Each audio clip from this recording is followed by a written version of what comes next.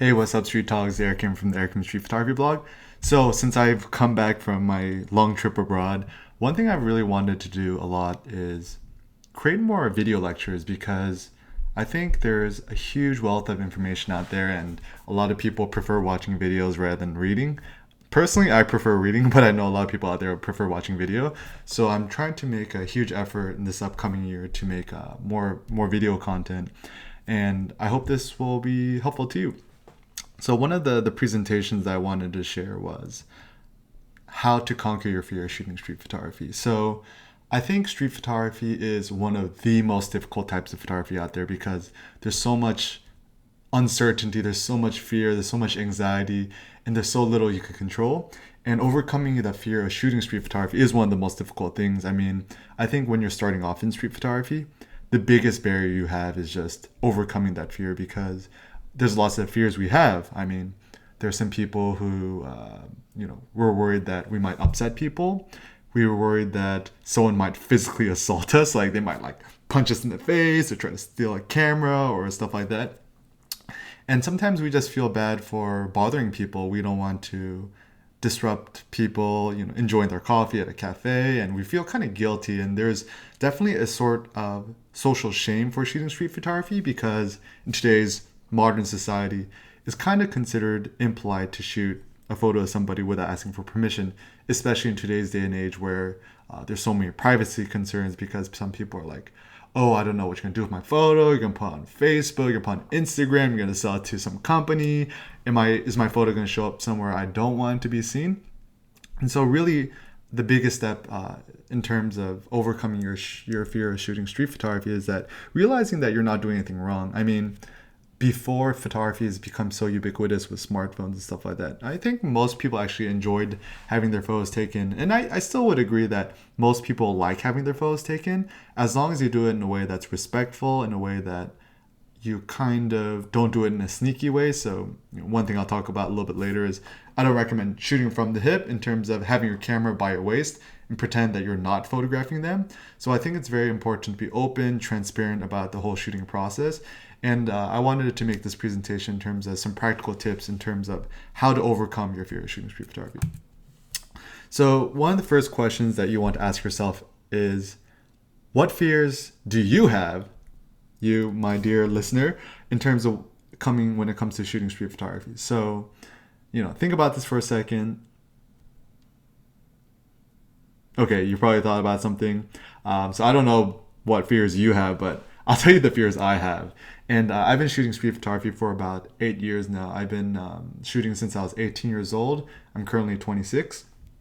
The biggest barrier I had was just fear of physical confrontation because whenever I wanted to take a photo, it's a typical fight or flight response where your adrenaline goes up, you get the sweats behind your back, and you just don't know how people are going to respond. So I think it's deeply hardwired and biological in us that you don't want to take photos of people without their permission because you don't know how they're going to react. And there have been a few instances over the last 8 years where I had a negative response. One of the negative responses was I was shooting street photography in Chinatown in Toronto about 3 years ago, and this is why I don't really shoot with a flash at night anymore. But I had my Leica, took a photo of a guy, like a 6-year-old old Asian Chinese dude on a bicycle, took a photo with a flash. He turned around, karate chopped me in the back of the neck. Fortunately, he's a 6-year-old Chinese man, and it didn't hurt that much. And I like to think I have a nice beefy neck, so fortunately, it wasn't painful. So that's instance number one. Instance number two, I was in Tokyo. Similarly, also shooting my Leica in a flash, and I took a photo of a worker, and he seemed a little bit mentally unstable. So, and this was during the day, and I took a photo of him, walked around. He ran after me, kicked me from behind, and I was carrying my messenger bag, so he actually ended up kicking my messenger bag. But at the time, I was shooting with an off-camera flash, but I just keep the flash on my Leica now.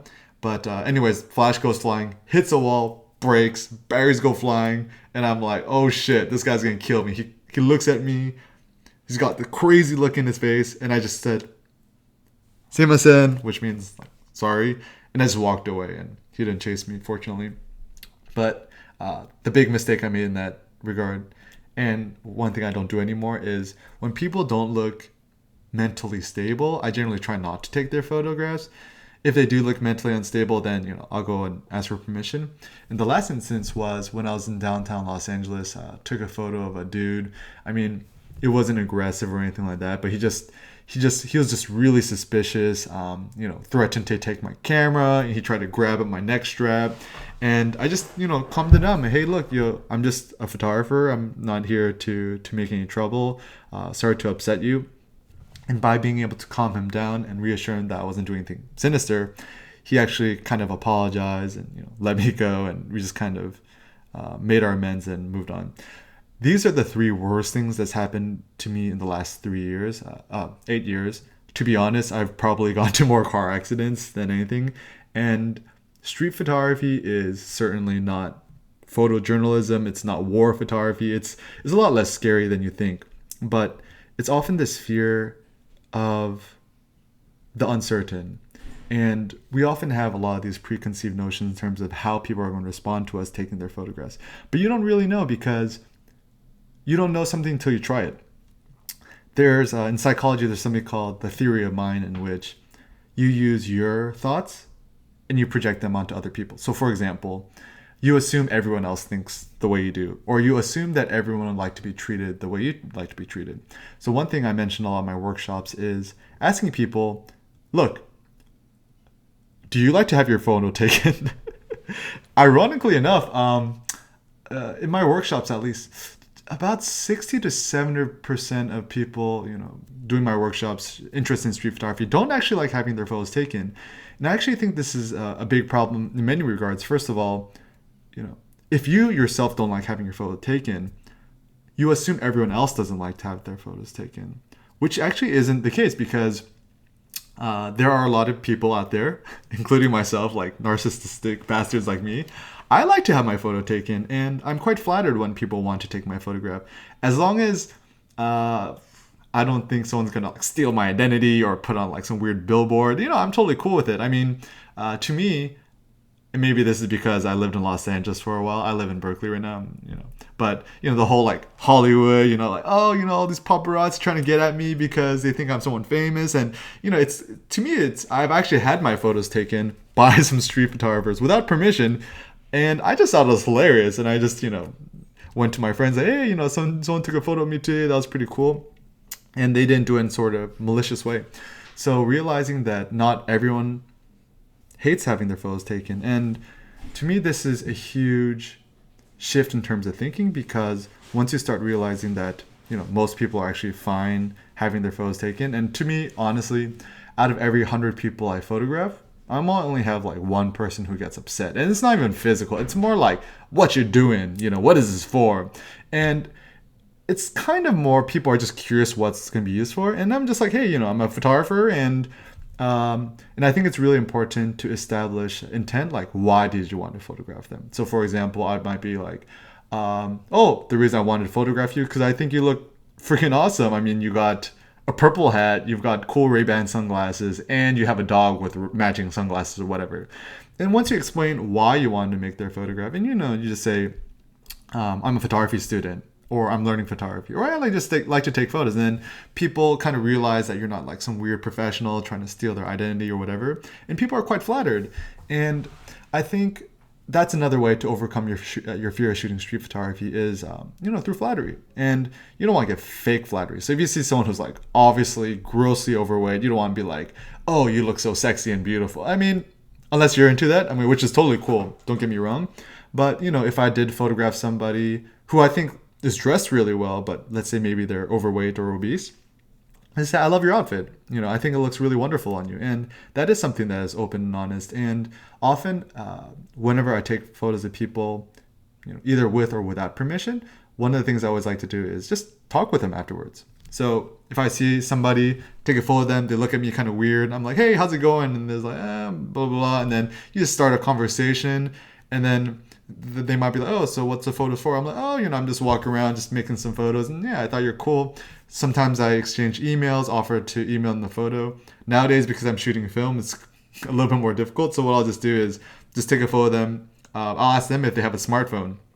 And usually they'll have an iPhone or something, and I'll take, oh yeah, I'll shoot a portrait of you. So I'll take their iPhone, take a really nice photo of them, because a lot of people don't even have photos of them or nice photos of them. If you shoot digital, assuming you have a pretty nice camera, a lot of people want nice photos of them. So you could just shoot your street photo, which you keep for yourself, and then you shoot more like kind of like a bokeh, shoot a f2 or 1.4, nice out of focus background, you email it to them.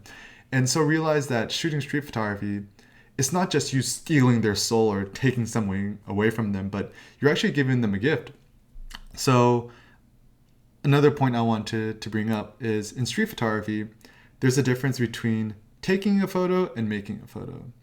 What I mean by that is, generally in America, in the West, we say taking a photo. So what's the difference between taking a photo and making a photo? Taking a photo kind of implies that, yeah, you're stealing someone's soul. It's very greedy. It's a very one-way thing. It's a very selfish thing to do. And funny enough, in the West, that's what we generally say. However, some places in Europe, they actually say, make a photo. And to me, the difference between making a photo and taking a photo is that making a photo, it's a much more collaborative process. It's a much more two-way process in which you're kind of making art. You're kind of creating this two-way collaboration. Whereas once again, taking a photo is like stealing someone's soul. Therefore, generally when I interact with people, I'll say, and let's say I'm asking for permission, I think someone's cool, I'll say, oh, do you mind if I make your photo? And at first people are a little bit confused by this because you're not used to hearing that phrase, make a photo, especially in the States. Therefore, people are kind of like, huh? What do you mean by make a photo? It's like, oh, I'm a photographer and I like to make beautiful images and I like to make art. And then generally people are a lot more down to being photographed. One of the questions you might be thinking too is that, hey, wait a second. If I'm shooting street photography, am I allowed to ask for permission? Of course. Why not? I mean, I think the tradition of street photography is candid without permission because 99.9% of photographers look at Cartier-Bresson, and he was like the ultimate stealth, kind of sneaky photographer. I mean, he had a silver chrome Leica, and he would like apparently tape it up with black tape. He'd wear like cloaks. I mean, he'd obscure his camera, and he's just kind of fly on the wall, which is totally fine. I mean, you want to shoot, who you are and what your style is. But there's a lot of other photographers out there like William Klein who love to interact with the subjects on the street, and he was almost like a street director. And there's nothing wrong with that. It's just a matter of his personality because Klein was such an outgoing, interactive, extroverted person, whereas Henri Cartier-Bresson was much more introverted and didn't like to talk and interact with strangers. And also, if you think about some of the most famous photos taken in history, let's say Grenade Kid by Diane Arbus. The kid's kind of holding a grenade looking at Diane Arbus all weird. And you could kind of tell that obviously he's doing it, she's asked the kid for permission, or the kid knows that he's being photographed. And if you actually look at her contact sheets, so let's see. Contact sheets, did I delete it? Oops. So contact sheets, Diane Arbus, Grenade Kid. So yeah, I mean, essentially, if you look at the contact sheets of her famous Grenade Kid photo, this is the famous photograph. You guys might know it. Grenade Kid, Arbus. Sorry, this is the first time I'm doing this. It might just kind of be all over the place. But anyways, this is the famous photo. I mean, yeah, crazy expression of the kid. Nice detail of this off his shoulder. Kind of this very strange claw-like Mr. Burns look. And of course, the kid's grenade. It's a very unsettling photo. It's a very famous image. And you look at the photo and, you kind of wonder what the backstory is. I mean, I never heard her explain the backstory, but if you look at the contact sheets, you can see the kid starts posing for her.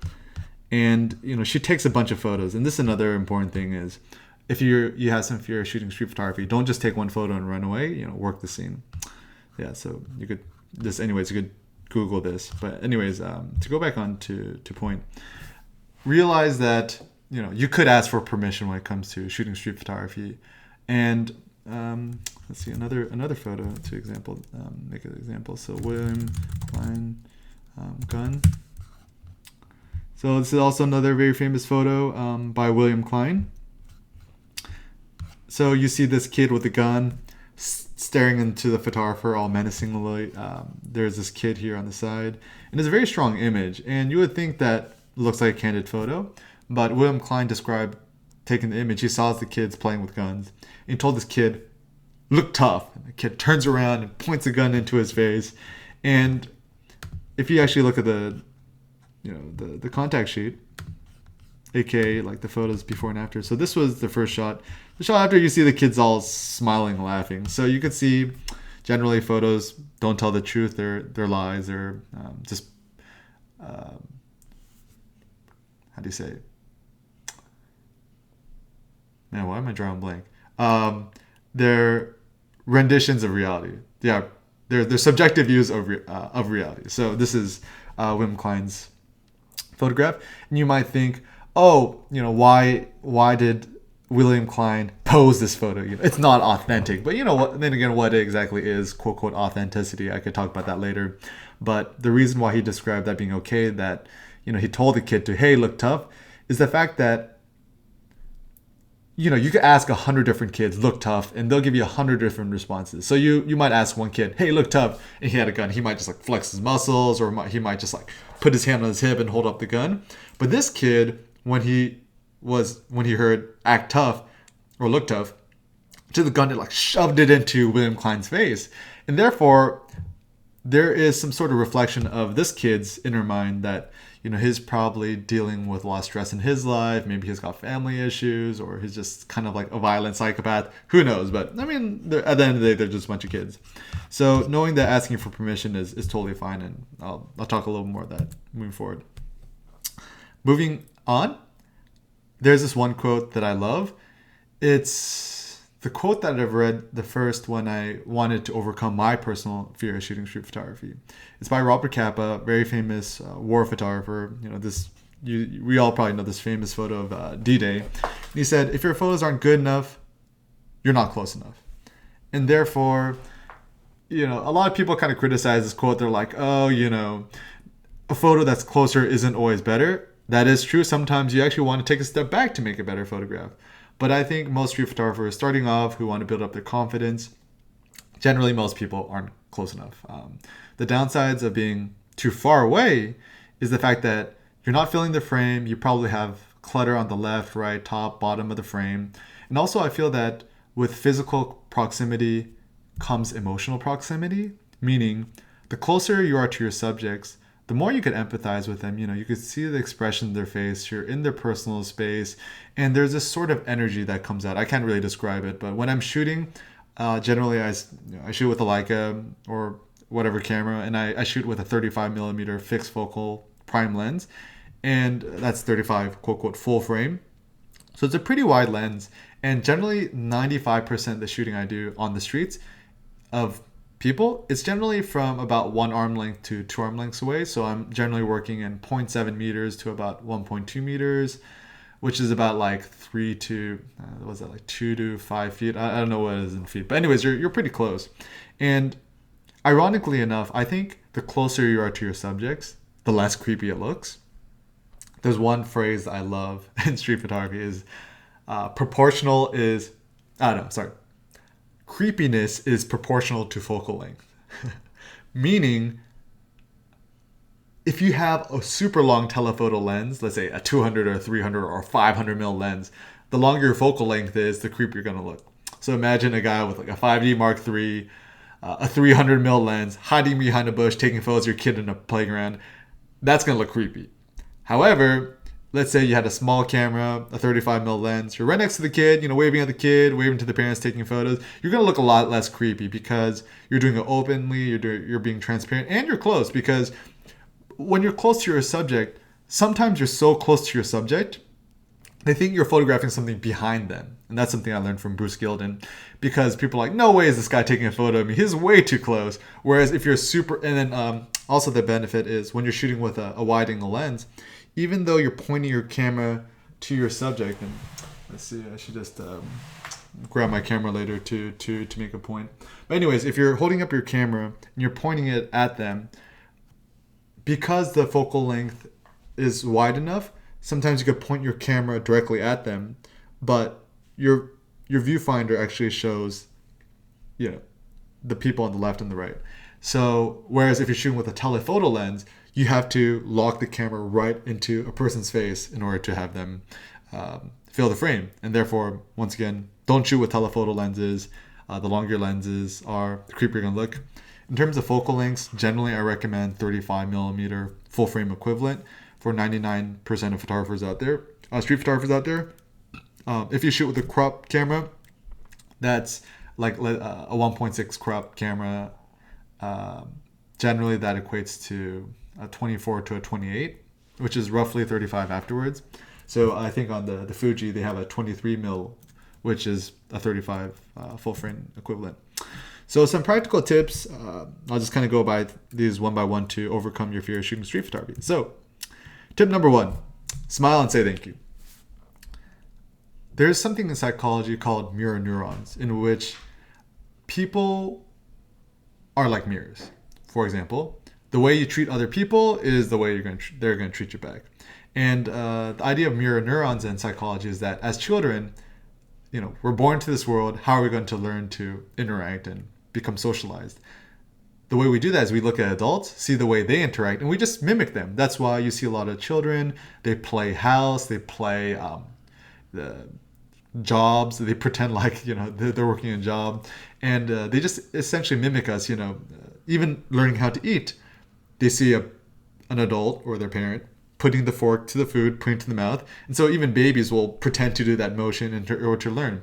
The way you could apply this in street photography is that generally, if you smile at people, 99% of the time they're going to smile back. And I think a smile is one of the most wonderful and beautiful things you could do to anybody in the world, because it's a hardwired biological thing where every single culture in the world smiles. Like every single culture. And I've traveled a lot, I've been through most of the big cities in the world, and some people are like, yeah, that might work in California, but it wouldn't work in Germany, or would work in France or Tokyo, blah blah blah. It works everywhere, because I think as human beings we're much more similar than dissimilar. So one of the biggest fears that subjects have, the people we're photographing, is they don't know what our intent is. Like they don't know if we're foe or friend. Therefore, by smiling at your subjects, they're going to understand, hey, this guy's friendly. He's going to be someone I could trust. All through a single smile, right? And therefore, when I'm photographing, either with permission or without permission, and also as a side note, about 80% of the street photos I shoot are without permission, candid, and 20% are with permission. A lot of it depends on my mood and the type of photo I want. But I'll generally always try to smile and just say thank you afterwards. So so if I saw a photograph or if I saw a person, I might just shoot it without permission. They might give me a dirty, like, what the fuck look, and I'll just smile and say thank you. And generally people say, you're welcome, or no problem, or they'll just kind of give the head nod. Or something else you could do is just photograph someone, they make eye contact, smile, and just give them a little head nod, and they'll generally kind of do it back to you. And once again, street photos, they tell lies in the sense that you don't really know what happens in the backstory of a photograph all the time. So this is one photo I took. I think I shot this like 2011. Shot with like a Canon 5D, the original one. I think I shot this with a 24mm lens, full frame. So I'm pretty close. I'm about like an arm length away from her. I crouched down. I was shooting with a flash at the time. Saw this nice light coming from before her. Old lady in a hat, who could resist? And I crouched down. I was about to take the shot, and some people looked at the photo and they're like, wow, you kind of look like you pissed her off. But in reality, she looked at me and saw me about to take a photograph. I hadn't taken the photo yet, and she just posed for me. She just gave me the good old jazz hands. And one interesting thing is, if you actually look at the behind the scenes of this photo, let's see, Eric's shooting action.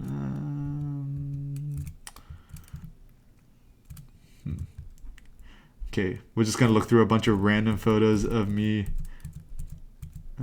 Just to give a little behind the scenes, because there's a photo I want to show you of me photographing this lovely lady.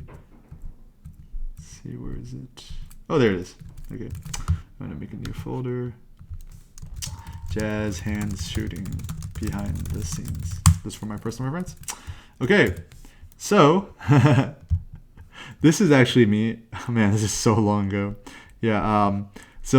I had a Canon 5D on my right eye. It looks like I'll shoot it with my off-camera flash, and I held the flash below her face. And yeah, you can see how close I am to her. And this is a photo of my buddy Rinzi shot. I'm in Hollywood. Yeah, she just kind of looked at me, kind of poses. And the next photo, just like totally like poker face and just walks on. And this guy's like, oh, what's this guy doing? But anyways, if you once again go back to the shot, the reason I like this shot is I like her expression. I like kind of the triangular composition, her in the center, her posse on the left and the right. I like the flash behind her head.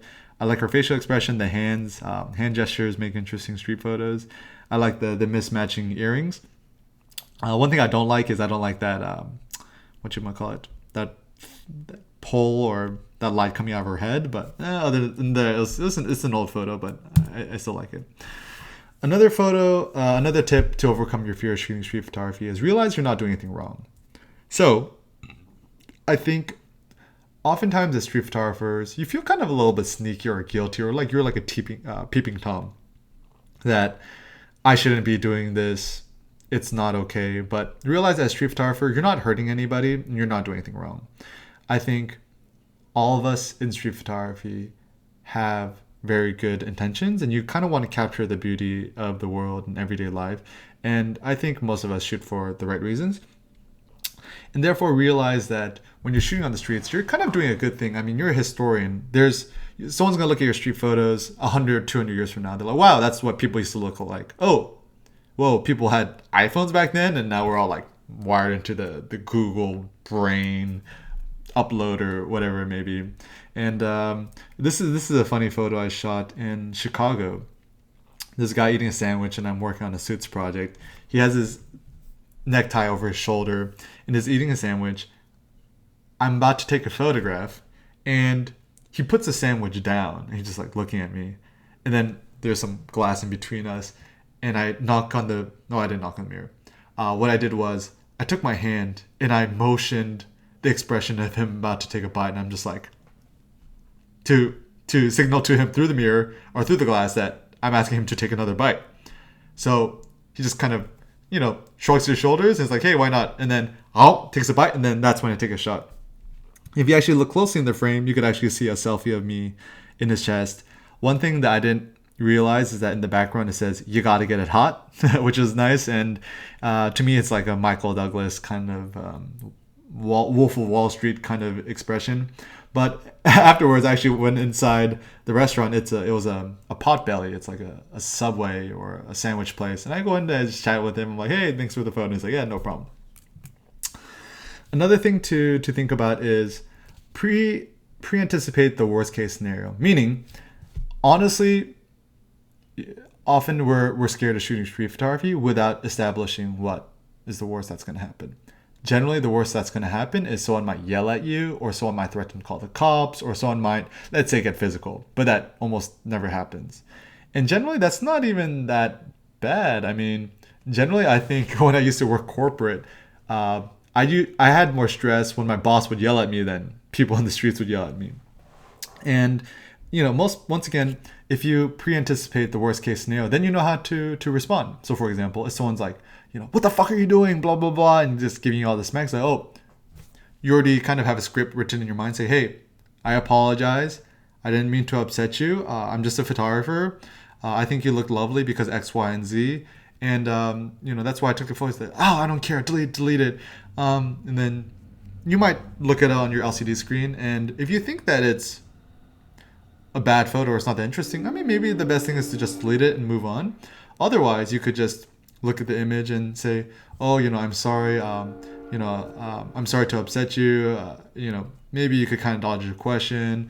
And, you could just apologize and just move on. Then if the person grabs you and prevents you from moving on, they've technically committed assault. So, now if they threaten to call the police on you, you could be like, hey, this person grabbed me by the shoulder forcefully. technically they're at the wrong now. Because 99% of countries around the world, there are no laws preventing shooting street photography. Of course, there are exceptions, but most of the world, as long as you're in a public place, you're totally fine. People threaten to call the cops. Once again, you're not doing anything wrong. I mean, most of the time I can't be bothered, but I have had the cops called on me a few times. If you go on YouTube, search Eric Kim, Melbourne, there's a lady who called the cops on me. Long story short, cops come. They said, you're not doing anything wrong. They just asked me to apologize to her, which I had already done. And yeah, then nothing really happened. So sometimes it's a good way to build your skin. And then another worst case scenario, someone might grab you. You're not gonna die. I mean, you'll be fine. I haven't heard of any story of a street photographer getting punched, stabbed, shot, whatever. And just random, this photo I took, shot this in Istanbul with a flash. And yeah, I liked kind of this juxtaposition between this the old woman in the bottom left corner. She represents the traditional Istanbul, perhaps, and there's the woman in the center who looks a bit pissed off, and she represents kind of the new age. And so there looks like some sort of interaction or some sort of drama between them both. I like the blonde hair. Another quote that I got from my buddy Charlie Kirk. You can see his work at twocutedogs.com. I know, funny URL. When in doubt, click. So what I mean by that is, there are a lot of times where you want to make a photograph and you're scared, or you're afraid, you don't know how people are going to respond. In those moments, once you have a second of doubt or you're about to hesitate, that's when you have to click, right? And I think harnessing your fear in street photography is a really good way to make better street photos, because sometimes you're out shooting on the streets, walk around for like a full day, and you don't see anything interesting, and you're like, oh man, I don't know what to photograph. By harnessing your fear is actually a good way of knowing what to photograph. Meaning, if you see something and then suddenly you feel afraid, because that's your brain telling you you want to make the photograph, but you're afraid, but that's when you need to make a photograph. So whenever you see a scene, you see a person you want to photograph and you're scared, that's your brain telling you you have to take this photo because it is interesting to you, but you're afraid to take the shot because of negative consequences. There's a phrase called paralysis by analysis, meaning sometimes the more you think about doing something, the less likely you're about to do it. So meaning, if you think too much, oh, should I shoot it? Should I not? Blah, blah, blah. Then you're not going to make the photograph. It's like if you're at a bar, you see somebody who's attractive, you want to start talking to them, you make eye contact. If you hesitate and you turn away, you're not going to approach that person. But if you make eye contact, don't think, just approach them, say hello, offer to buy them a drink, whatever. Then you might end up making a connection. This is a photo I shot in London, and I quite like his pensive look, the way he's holding the french fry and just looking at it mindlessly. Another, once again, a tip is asking for permission. So sometimes you don't want to upset people, right? And in those cases, or you're like, oh, this guy has a face tattoo, I don't know how he's going to respond. Then in those cases, asking for permission is a good thing, because it gives a person the ability to say no.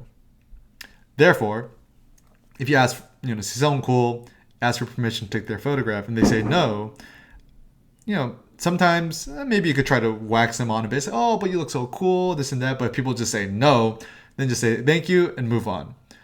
And people can't be upset at you for asking for permission because you've given them the power to say yes or no. But generally, if you ask nicely, most people say yes. The backstory of this photograph is I saw this guy in Starbucks, funny enough, and looked super cool.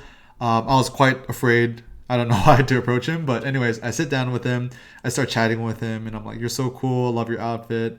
And I just asked him. He told me he invented the internet, which I'm highly dubious about. But anyways, I sat down with him, talked to him about for 10-15 minutes, and at the end of my conversation, I thought to myself, if I don't ask him to make his photograph, I'm gonna deeply regret it. And my philosophy in life is what Jeff Bezos from Amazon calls the regret minimization framework, in the sense that I want to live life without regrets. So I'm just like, go for it.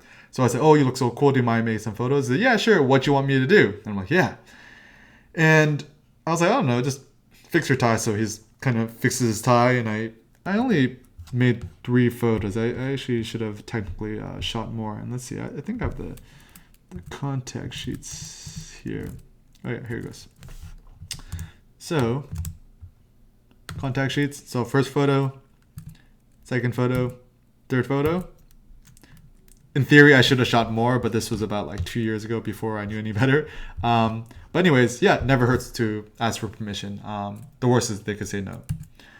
Also, another tip is talking with people afterwards. So there's a nice quote by Alfred Eisenstadt, very famous live photographer. It is more important to click with people than to click the shutter.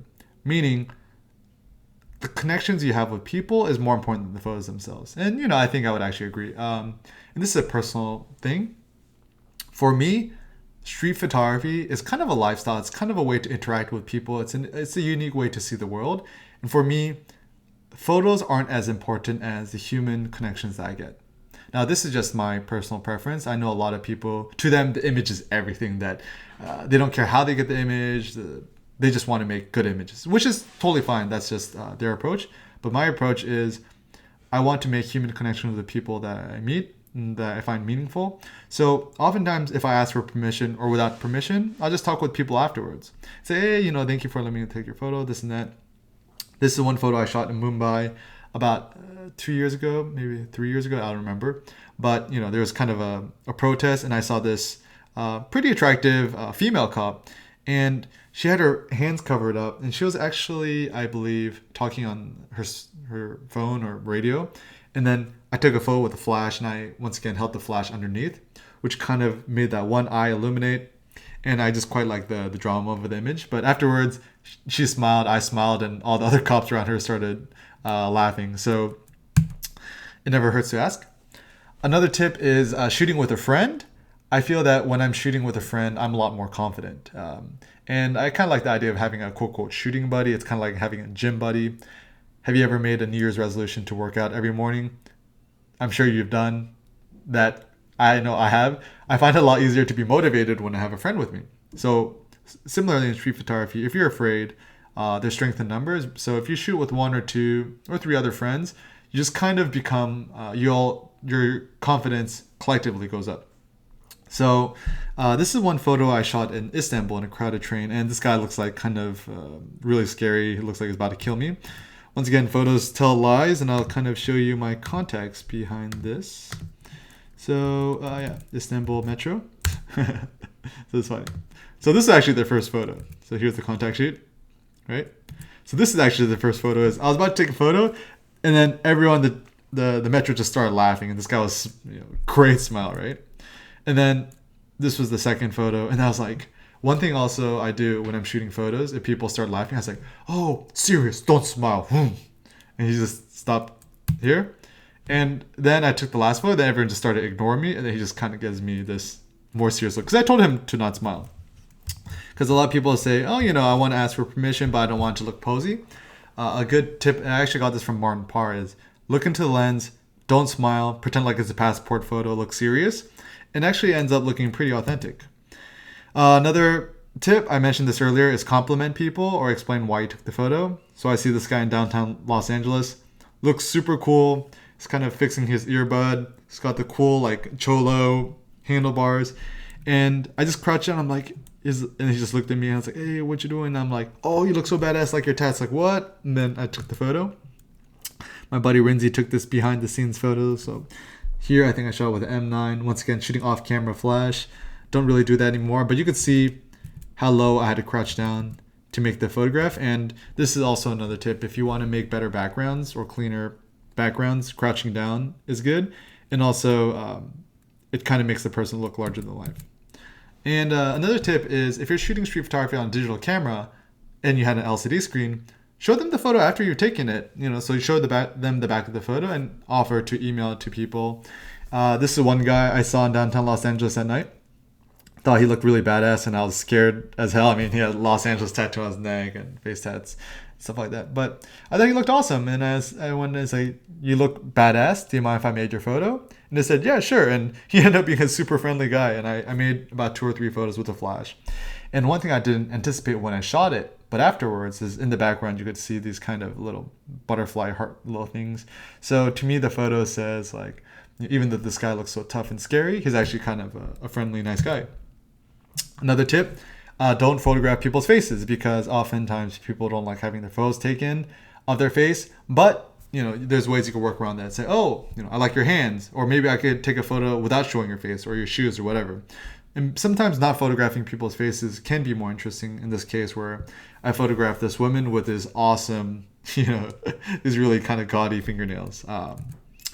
So that's it. I'll talk about talk about being invisible when shooting on the streets for a future lecture. But once again, guys, have confidence when it comes to shooting street photography without permission or with permission. You want to live life to the fullest. Don't forget to smile, act friendly, treat other people how you would like to be treated, and it'll help build up your confidence a lot. And one assignment that I could give you guys is if you want to build your fear of shooting street photography, overcome your fear of shooting street photography, is the 5 yes, 5 no challenge. The idea of this project is in one day, you approach a bunch of strangers and you approach five or a bunch of people, and you need to get 5 people to say yes. Yeah, it's okay to get my photo taken. And you need 5 people to say no. So let's say you're shooting, 5 people say yes. Good job, you're only 50% the way there, you're still failing. Now you have to look for the 5 scariest mofos out there who you think will say no. And the benefit of this is that when you purposely try to get rejected, it rewires your brain into thinking that, it's okay to get rejected. So another spin-off on this project is the 10 no project. Is you go out in public and you purposely try to get 10 people to reject you as quickly as possible. And this is a good way to build up your skin. I've been shooting street photography for 8 years. My confidence is a lot higher than it used to be, and I would say I'm a pretty confident street photographer. I'm very comfortable shooting close distances, interacting with strangers, etc. But there is still a little bit of fear that I have when it comes to shooting street photography, and it's totally normal, and it means that you're a human being. So there's always going to be a little bit of fear with you. It's never fully going to go away, but the more you practice, the better it's going to be. So anyways, this concludes the first lecture, how to overcome your fear of shooting street photography. Thanks, guys, for listening. If you want to learn more about overcoming your fear of shooting street photography, you can attend one of my workshops. And I could give you a lot of one-on-one guidance because, a lot of these things are theories. Sometimes it's good to have like a gym trainer to push you. Similarly, I consider myself like a street photography coach. I'm going to help push you to get outside your comfort zones. So if you just go to my blog, erickinphotography.com/blog, click workshops, or you can just Google Eric Kim workshops. You could check out some workshops. You could see more stuff on my blog just in terms of street photography in general. Once again, just Google Eric Kim blog or whatever. Go to the Start Here section. Lots of free resources on street photography, overcoming your fear of shooting street photography. There's actually a free ebook I wrote. I think it's 31 days to overcome your fear of shooting street photography, which is like a daily assignment to overcome your fear of shooting street photography. And I also recently did a blog post titled How to Harness Your Fear to Overcome Your Fear of Shooting Street Photography. If you prefer to read text, check that out. Otherwise, check me on Facebook, Twitter or Instagram at Eric Kim Photo. And yeah, thanks guys for listening. If you guys have any suggestions, feedback, thoughts, comments, concerns, send me a tweet, leave a comment below. And yeah, love you guys. Thanks for listening. Stay strong and see you on the streets.